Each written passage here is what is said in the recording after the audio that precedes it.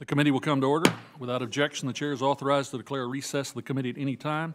Welcome to today's hearing entitled The Role of Federal Research in Establishing a Robust U.S. Supply Chain of Critical Minerals and Materials. And I recognize myself for an opening statement.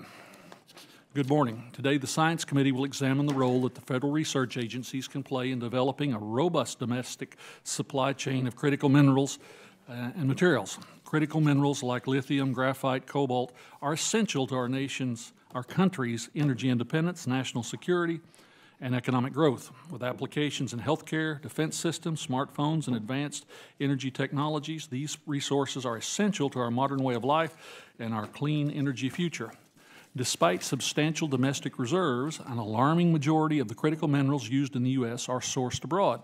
In fact, the U.S. has a net import reliance of over 50% of 31 of the 50 mineral commodities designated as critical by the U.S. Department of Interior, and relies completely on imports to supply a dozen of these commodities. This heavy dependence on foreign supply chains, including those of adversarial nations, puts the United States and its allies at risk. Today, China controls 60% of worldwide production and 85% of the processing capacity of critical minerals. As a result, the U.S. has a 50% net import reliance on China for about 26 mineral commodities.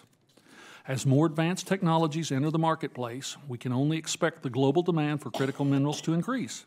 It's never been more important to protect ourselves by developing sustainable supply chains for these critical resources, both domestically and with like-minded allies. Ensuring a stable U.S. supply of critical minerals and materials starts with encouraging responsible production and the use of it here at home.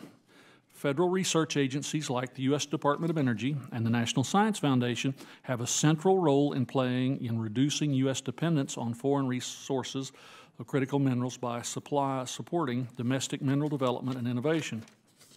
Just as DOE led the way to the shale revolution through innovation and advanced technologies, the department stewards important research in critical minerals and materials research and development. DOE prioritizes the development of new mineral alternatives through innovation in material sciences, the creation of a circular supply chain through recycling, and the identification of new mineral resources through advanced extraction approaches. These cross-cutting activities are carried out through various offices within the Office of Fossil Energy and Carbon Management, the Office of Science, and the Office of Energy Efficiency and Renewable Energy, just to name a few.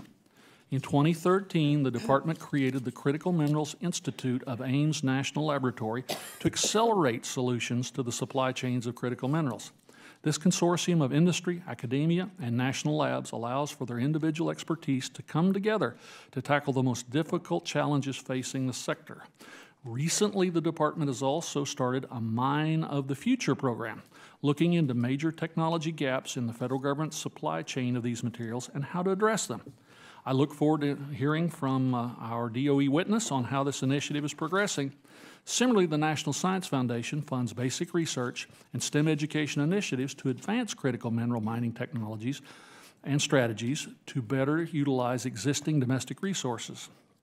However, the United States is facing a workforce gap that will hamper our goals of securing our domestic supply chains.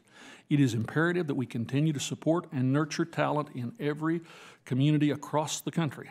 The ongoing activities at NSF are an important part of the whole-of-government approach to securing the domestic supply chain of critical minerals and materials.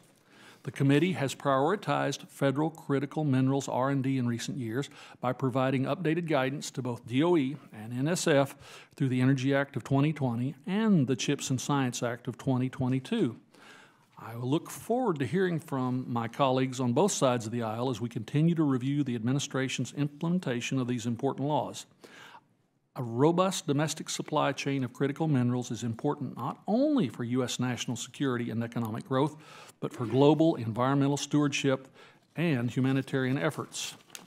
Though innovation in advanced critical materials technologies, we can increase domestic production of critical minerals and materials while minimizing our need to outsource this work to other countries that do not share our core values or standards.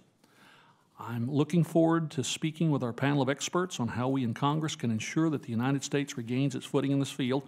And I want to thank our witnesses for their testimony, and I look forward to a very productive discussion.